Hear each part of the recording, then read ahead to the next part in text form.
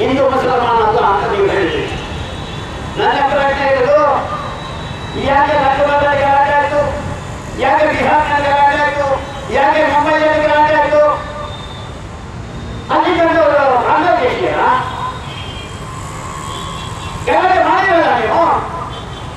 ಮುಂಬೈಯಲ್ಲಿ 2 ವ್ಯಕ್ತಿಗಳ ಸಾವಿಗೆ ಕಾರಣ ಆಯ್ತಲ್ಲ, 60-70 ಜನರಿಗೆ ಗಾಯಗಳಾದಲ್ಲ. ಅಲ್ಲಿ ಒಂದು ಅಮರ್ ಜವಾನ್ ಆ ಸ್ಮಾರಕ ಏನಿದೆ, ಆ ಸ್ಮಾರಕಕ್ಕೆ ನೀವು ಒತ್ತರಲ್ಲ, ಮೂತ್ರ ಮಾಡಿದ್ರಲ್ಲ, ಅದಕ್ಕೆ ಹೊಡೆದ್ರಲ್ಲ, ಉರುಳಿಸಿದ್ರಲ್ಲ, ಯಾಕೆ ಮಾಡಿದ್ರಿ ನೀವು? ನಮಗೆ ಗೊತ್ತಿದೆ. ಆ ಸ್ಮಾರಕ ಯಾರು ಕೇಳಿದ್ರೆ, ಪಾಕಿಸ್ತಾನ ನಮ್ಮ ವಿರುದ್ಧ ಹೋರಾಟ ಮಾಡಿದಾಗ ಪಾಕಿಸ್ತಾನ ಹಿಮ್ಮೆಟ್ಟಿಸಿದ ನಮ್ಮ ವೀರ ಜವಾನರ ಒಂದು ಸ್ಮಾರಕ ಅದು. ನಿಮಗೆ ಆಗಲ್ಲ. ಯಾಕಂದ್ರೆ ನೀವು ಪಾಕಿಸ್ತಾನ ಪರವಾಗಿ ನಿಂತ್ಕೊಂಡು ಯೋಚನೆ ಮಾಡ್ತೀರಾ. ದುರ್ದೈವ ಅಂದ್ರೆ ಅಲ್ಲ, ಸುದೈವ ಅಂದ್ರೆ ಪತ್ರಿಕರ್ತರಿಗೆ ಯಾರೊಬ್ಬ ಪತ್ರಿಕರ್ತ ತಾಂಬರೆ ಯಾರಾದ್ರೂ ಫೋಟೋ ತೆಗೆದು ಅದಕ್ಕೋಸ್ಕರ ಪೊಲೀಸರಿಗೆ ಅನಿವಾರ್ಯ ಆಯ್ತು ಅವರ ಮೇಲೆ ಕೇಸ್ ರಿಜಿಸ್ಟರ್ ಮಾಡಬೇಕಾಯ್ತು. ಅದಕ್ಕೆ ಬಂಧನ ಮಾಡಬೇಕು. ಕೊಲೆ 302, 307 ಅದೆಲ್ಲ ಹಾಕಿದ್ದಾರೆ. ಬಂಧನ ಮಾಡಬೇಕಾಯ್ತು. ಬಂಧನ ಅವರು ಮಾಡಿಲ್ಲ. ಯಾಕೆ ಬಂಧನ ಮಾಡಿಲ್ಲ? ಇಲ್ಲ, ರಂಜಾನಿಗೋಸ್ಕರ ನೀವು ಬಂಧನ ಮಾಡಲ್ಲ. ಹಾಗಾದ್ರೆ ಕಂಚಿ ಶ್ರೀಗಳಲ್ಲಿ ನೀವು ಬಂಧನ ಮಾಡಿದ್ರಲ್ಲ, ಯಾವ ದಿವಸ ಮಾಡಿದ್ರಿ? ಈ ದಿವಸ ಮಾಡಿದ್ರಿ. ನಾನು ಬಿಟ್ಕೊಡಿ. ಹಿಂದೂಗಳಲ್ಲಿ ಯಾವ ರೀತಿ ಮಾಡಬೇಕು? ಹಸುಗಳನ್ನು ಕತ್ತರಿಸಲಿಕ್ಕೆ ಯಾರಾದ್ರೂ ಅದಕ್ಕೆ 1,000ಕ್ಕಿಂತ ಹೆಚ್ಚು ಸೋಡಾ ಮಾಡಿದ್ರೆ ಮಸೀದಿಲ್ಲ. ಅವರನ್ನು ಬಂಧನ ಮಾಡಲಿಲ್ಲ. ನಮ್ಮೊಬ್ಬ ಮರಳಿದ್ದ ಅವರ ಮನೆಯಲ್ಲಿ ಗೃಹ ಪ್ರವೇಶಕ್ಕೆ ತಲೆಗೆ ತಗೊಂಡು ಹೋಗ್ತಾ ಇದ್ದಾರೆ ಊಟ. ಅವರನ್ನು ಬಂಧನ ಮಾಡಿಲ್ಲ. ಅವರಿಗೆ ಗೃಹ ಪ್ರವೇಶ ಇಲ್ಲ, ಅವರಿಗೆ ದೀಪಾವಳಿ ಹಬ್ಬ ಇಲ್ಲ, ಅವರಿಗೆ ಉಲ್ಲಂಘ ಯಾವುದಿಲ್ಲ. ಇವರಿಗೆ ರಂಜಾನ್ ಬೇಕಾ? ಆಚರಣೆ ಮಾಡಿ, ನಮಗೇನು ವಿರೋಧ ಇಲ್ಲ. ಆದ್ರೆ ಆ ಹೆಸರಿನಲ್ಲಿ ಏನು ಮುಂದಾಗಿ ನಿಮ್ಮ ಹತ್ರ ನಡೆಯುತ್ತಾ? ಮೊನ್ನೆಗೆ ಯಾಕೆ 30,000 ಜನ ಹೋಗಿದ್ರು? ಅನೇಕ ಜನ ಹೇಳಿದ್ರು ಅಲ್ಲಿಂದ ನಮಗೆ ಕರೆ ಬಂದಿದೆ, ಬಂದಿದ್ದಾರೆ. ಪಾಪ ಇವರಿಗೆ ಯಾರಿಗಾದ್ರೂ ಕರೆ ಬಂದಿಲ್ಲ.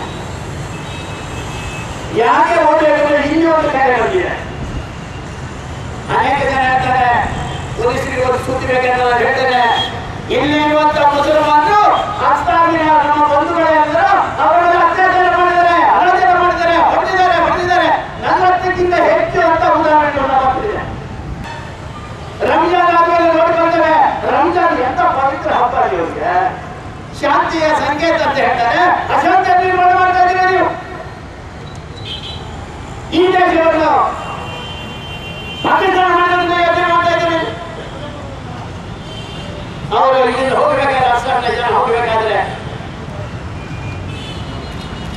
ಅನೇಕ ಜನ ಅವರಿಗೆ ರಕ್ಷಣೆಗೆ, ಪೋಷಣೆಗೆ ಹೋದರು. ಆದರೆ ಭಾರಿ ದೊಡ್ಡ ಪ್ರಮಾಣದಲ್ಲಿ ಸಂಘ ಪರಿವಾರದವರು ಸಂಘದ ಒಂದು ದಂಡ ಇಟ್ಕೊಂಡಿದ್ದು.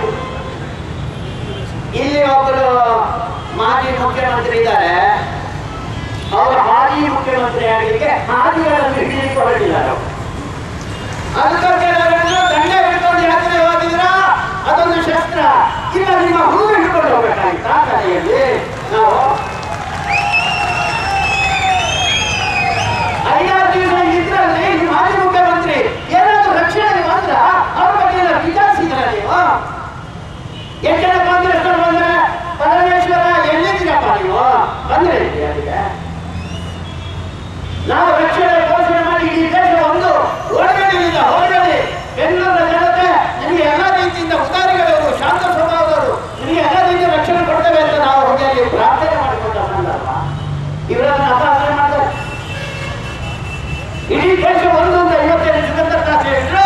ನಮ್ಮನ್ನು ಇಡೀ ದೇಶ ಒಂದು, ನಾವು ಈ ದೇಶದ ಮಕ್ಕಳು ಅಂತ ಹೇಳುವಂತ ಸಂಕೇತವನ್ನು RSS ಮತ್ತು ಪರಿವಾರ ಕೊಟ್ಟಿದ್ದು ಹೇಳಿರಲ್ಲ. ಇಡೀ ದೇಶ ಒಂದ್ರಿ. ನಮಗೆ ಅಸ್ಸಾಮಿನ ಬಂಧುಗಳು ಇರ್ಬೋದು, ಕಾಶ್ಮೀರದವರು ಇರ್ಬೋದು, ಅರುಣಾಚಲದಲ್ಲಿ ಇರ್ಬೋದು, ನಾವೆಲ್ಲರೂ ಒಂದು. ಇಲ್ಲಿ ಯಾವುದೇ ಜಾತಿ ಇರ್ಬೋದು, ಯಾವುದೇ ಮತ ಇರ್ಬೋದು, ನಾವೆಲ್ಲರೂ ಒಂದು ಅಂತ ಹೇಳುವಂತ ಭಾವನೆ ನಿರ್ಮಾಣ ಮಾಡಲಿಕ್ಕೆ ಸಾಧ್ಯನಾ? ಅಕಸ್ಮಾತ್ ಅಸ್ಸಾಂ ನಮ್ಮ ಕೈಯಿಂದ ತಪ್ಪಿ ಹೋಯಿತು ಅಂತಾದ್ರೆ, ಇವತ್ತಿನ ಕೇಂದ್ರ ಸರ್ಕಾರದ ನೀತಿ ಹಾಗೆ ಮುಂದುವರೆದ್ರೆ ಇಲ್ಲಿಂದಂತ JDS, ಇಲ್ಲಿಂದಂತ ಕಾಂಗ್ರೆಸ್ನವರು ಯೋಚನೆ ಮಾಡ್ತಾ ಹೊರಟ್ರೆ ಇಡೀ ಈಶಾನ್ಯ ಭಾಗದ ಉಳಿದ 6 7 ಸಿಸ್ಟರ್ಸ್ ಅಂತ ಹೇಳಿದ್ರೆ ಉಳಿದ 6 ರಾಜ್ಯಗಳಿವೆ. ಅದು ನಮ್ಮಿಂದ